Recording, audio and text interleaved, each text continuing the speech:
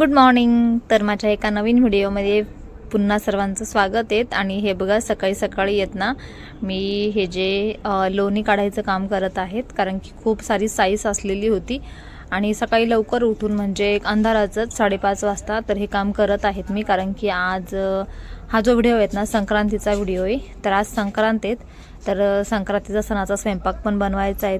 कारण की जी सवाशीण आहेत तर सवाशीण मला जीव घालायची आहे, त्याच्यामुळे स्वयंपाक करायचा आहे मला.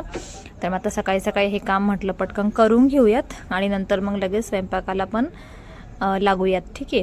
तर चला मग अशा पद्धतीनं सर्व जी लोणी आहेत ना ते लोणी मी काढून घेत आहेत. माझ्याकडे असं मशीन आहे, ह्या मशीननाच मी लोणी तयार करत असते. साईचं पटकन निघते आणि लोणी. आणि नंतर मग हे लोणी आहेत ना हे गॅसवर ठेवून व्यवस्थित गरम करायचं आणि त्याच्यामधून तूप निघतं. चला मग बघूयात आपण. आणि आता एका साईडला लोणी कढवण्यासाठी ठेवत आहेत मी, कारण की मग थोड्या वेळानं त्याचं तूप निघेल.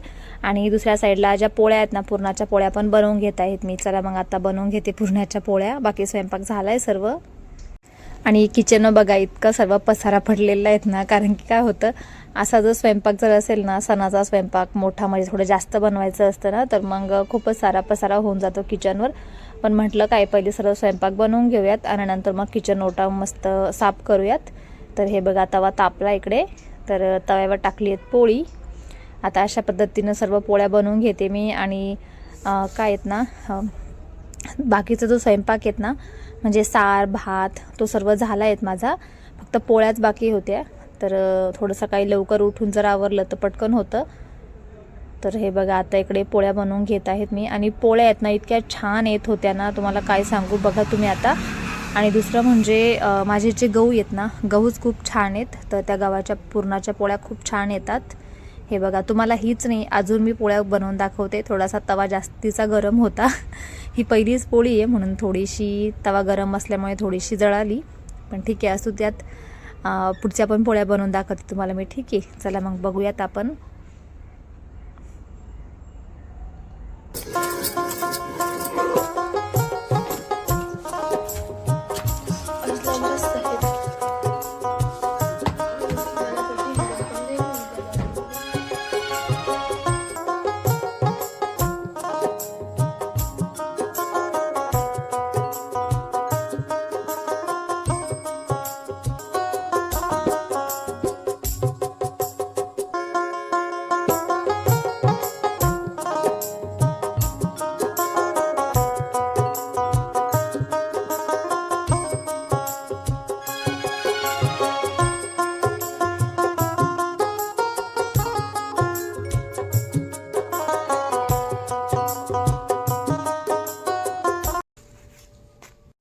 आणि आता फायनली सर्व पोळ्या बनवून झाल्या आहेत. आणि हे बघा इकडे आता जे संक्रांतीची पूजा आहेत ना ती इथे मी करून घेत आहेत. आणि नंतर नैवेद्य दाखवला, हळदी कुंकू वाहून घेते. आणि नंतर मग जी सवाशीण आहेत ना ती पण जेवायला येऊन बसली आहेत, तर तिला पण वाढून देते. म्हणजे ती माझ्यापेक्षा लहानच आहेत म्हणून. तर मग तिला पण आता जेवायला देत आहेत मी. तर कुठली पण बाई असू दे, फक्त ती सवाशीण पाहिजे नाही का. तर मग आमच्या शेजारीच होती, तर मी बोलून घेतली. आणि आता इथली सर्व पूजा आवरल्यानंतर तिला पण मी इथे ताट बनवून देत आहेत. हे बघा. आणि तिच्याकडे ना छोटं बाळ पण होतं, ते बाळ तिला जेवण काही करून देत नव्हतं, तिला त्रास देत होतं. तर म्हटलं जाऊ देत. नंतर मग तिची हळदी कुंकू वाहून पूजा केली. त्या बाळाच्या हातात पण छोटंसं म्हटलं तर हे काहीतरी खा थोड्या वेळ, कारण की त्याच्या मम्मीला जेवू दे म्हणून. आणि अशा पद्धतीनं सवाशीण पण जेवून झाली. आणि एक ताट जे आहेत ना ते माझ्या सासऱ्यांना पण मी देत आहे इथे, कारण की मग काम पण आवरतं आणि मग सगळ्यांचे जेवण झाले की जायचं आहे शेतामध्ये. आणि हे बघा आता आम्ही चालू आहोत शेताकडे. शेतामध्ये जायचं आहे. शेतामध्ये भाजी पण टाकायची आहेत आणि दुसऱ्या भाजीला पाणी पण भरायचं आहेत, असं दोन्ही पण काम करायचं आहे. हे बघा चालू शेताकडे. आणि आता शेतामधून चालू आहोत घरी, कारण की शेतामध्ये ना व्हिडिओ काढायला वेळच नाही भेटला, कामं इतकी सर्व होती ना.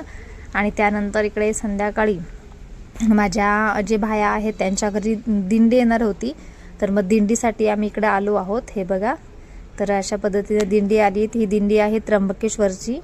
तर खूप छान वाटत होतं, मस्त सजावट केली होती, रांगोळ्या वगैरे काढल्या होत्या आणि फुलं टाकून त्यांचं स्वागत होत होतं की दिंडी आता येते म्हणून. आणि त्यानंतर आता या सर्वांना इथे यांचं सर्वांचं औक्षण होईल. म्हणजे जे विणावाले आहेत ते किंवा ज्यांनी तुळस वगैरे घेतली आहेत अशा सगळ्यांची पूजा वगैरे होऊन आता इकडे आम्ही मध्ये चाललो आहेत. ठीक आहे, चला मग. आणि आता जे पण जे भाविक आहेत मागे चाललेले तर ते आतमध्ये जाऊन बसले, कारण की इथे आहेत ना नाश्ता होणार आहेत. म्हणजे बिस्किटचे पुडे आणलेले आहेत आणि चहा, आणि पुढे जाऊन पण एका ठिकाणी जेवण आहेत. तर आता इथे मग त्यांची पूजा वगैरे, त्यांचे पाय धुतले जातात, त्यांचं औक्षण करून त्यांना माळा घातल्या जातात. हे जे कार्यक्रम आहेत ना ते इथे माझे मोठे भाया त्यांच्या मिसेस हे करत आहेत. आणि त्यानंतर आम्ही पण त्यांचे पाय वगैरे धुवून आशीर्वाद घेऊयात, कारण की असं म्हटलं जातं की दिंडीचे पाय आपल्या घराला लागणं चांगलं असतं. तर मग ह्या दिंडीची प्रथा यांच्या इथे एक 20 वर्षापासून चालत आली आहेत. तर मला खूपच छान वाटलं, मन प्रसन्न असं वाटलं, कारण की खूप छान वाटतं असं. म्हणजे 1 महिन्यापासून ते चालत येतात आणि त्यांचे पाय आपल्या घराला लागणं खूपच भाग्याचं असतं. तर हे बघा, सर्व ताईंचे, ह्या दादांचे, सर्वांचे मी पाय धुतले इथं महाराजांचे आणि त्यांचे दर्शन घेतले. तर आतमध्ये जाऊन पण मग त्यांची तुळस खाली उतरवून घेऊयात आपण. त्याच्यानंतर त्यांना सर्वांना चहा बिस्किट देऊयात, कारण की आता थोड्याच वेळामध्ये पुढे जेवण पण आहेत. आता 6-6:30 वाजलेत आणि एक 7:30-8 वाजता जेवण पण आहेत. त्याच्यामुळे इतकं काही खाल्लं जाणार नाही आहेत. म्हणून मग इकडे नाश्ता आहेत आणि मग नंतर इकडे चहा आहेत आणि मग नंतर पुढे जाऊन जेवण आहेत. आणि उद्या सकाळी त्यांचं नाश्त्याचं चहाच्या वेळा ठरलेल्या असतात. कोणाच्या इथं करायचे काय, पूर्ण त्यांचं जे आहेत ना पूर्ण रुटीन हे ठरलेलं असतं. तर हे बघा, अशा पद्धतीनं आता त्यांचं मस्त माळा घालून स्वागत केलं आहेत, कारण की वर्षातून 1 वेळा दिंडी येत असते.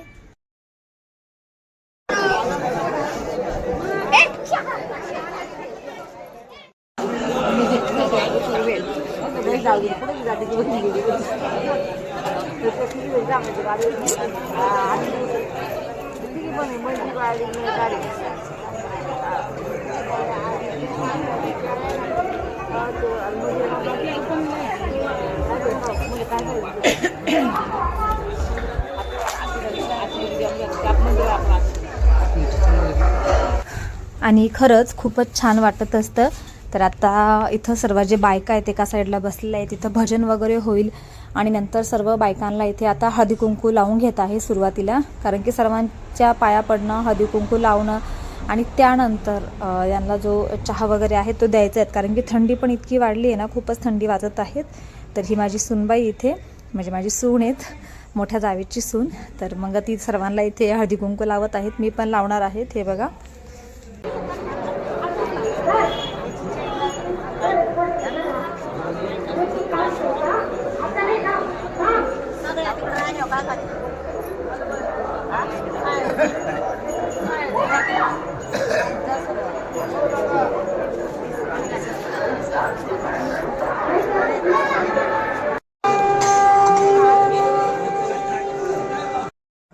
आणि खरंच ह्या भक्त मंडळींची सेवा करून खूपच छान वाटतं.